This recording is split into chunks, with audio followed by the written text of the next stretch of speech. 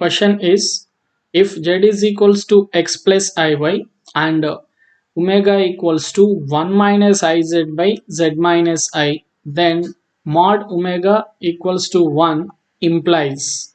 So the four options are given. Okay, so how to solve this problem? So whenever a modulus of a complex number is given in a problem, okay, modulus of the complex number omega given as 1, then square this one. Okay, whenever a modulus is given, first we have to square this one, then we will get it as a, again it is as 1.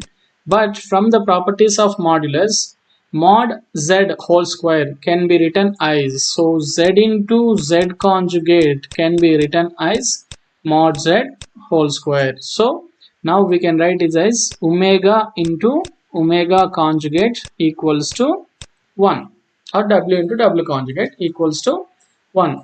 Okay, so now what he has given, the omega is 1 minus iz by z minus I.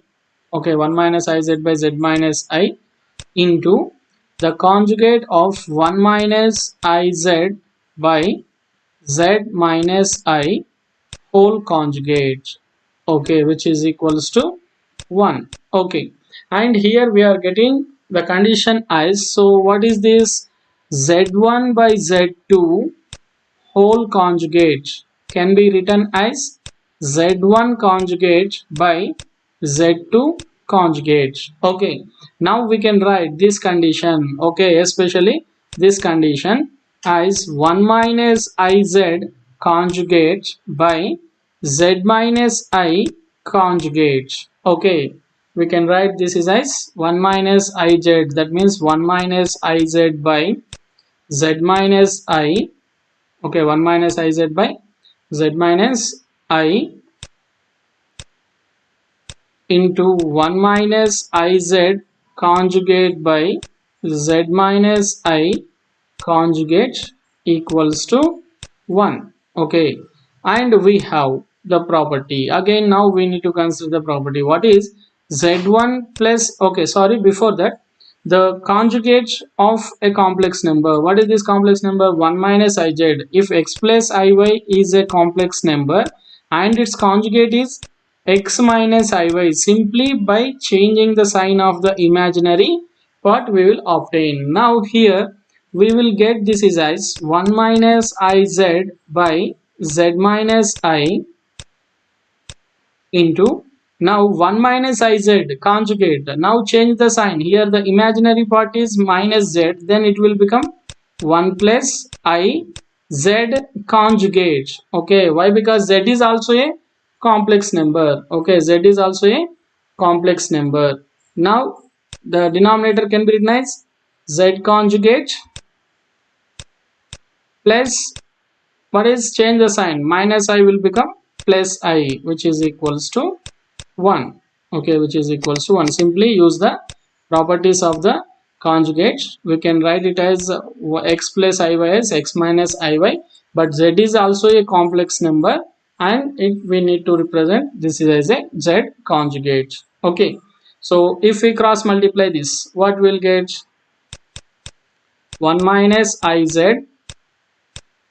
into 1 plus I z conjugate equals to z minus I into z conjugate plus I.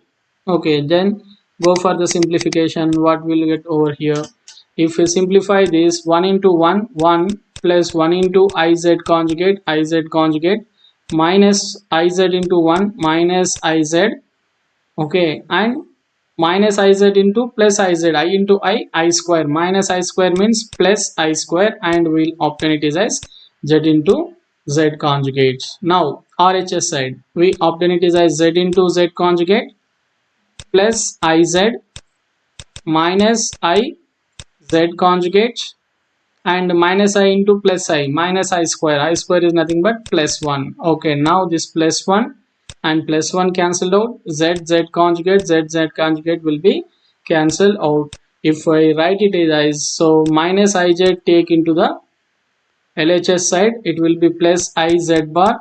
Okay, so what it is, I z bar plus I z conjugate and minus I z into the RHS side. Already it is I z plus I z.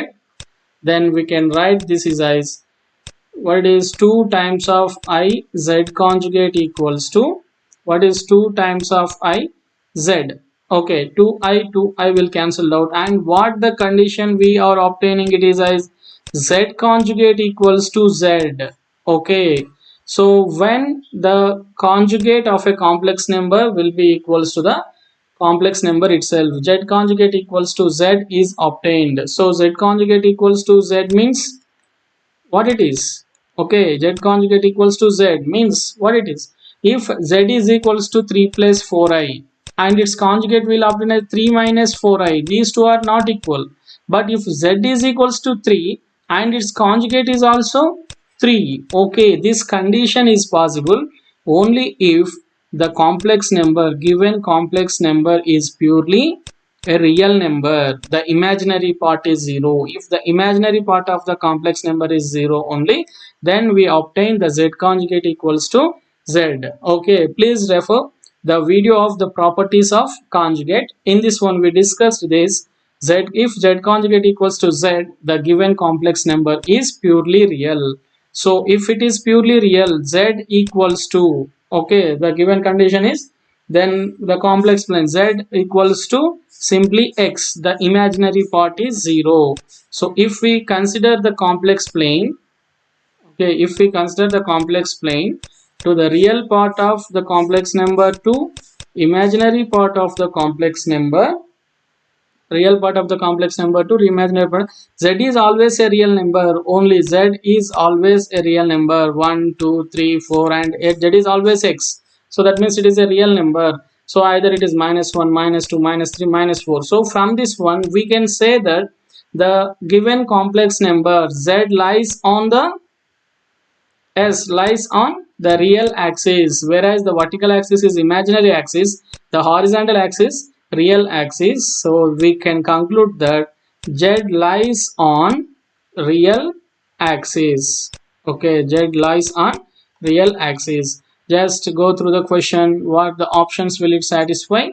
So Z is not lying on the imaginary axis. Okay, Z lies on the real axis. The option B is the correct one. I think you understand the concept of this one. It is again simply based on the properties of the modulus and the conjugate. If we know the properties of modulus and conjugate, we can easily solve this question. Okay, thank you.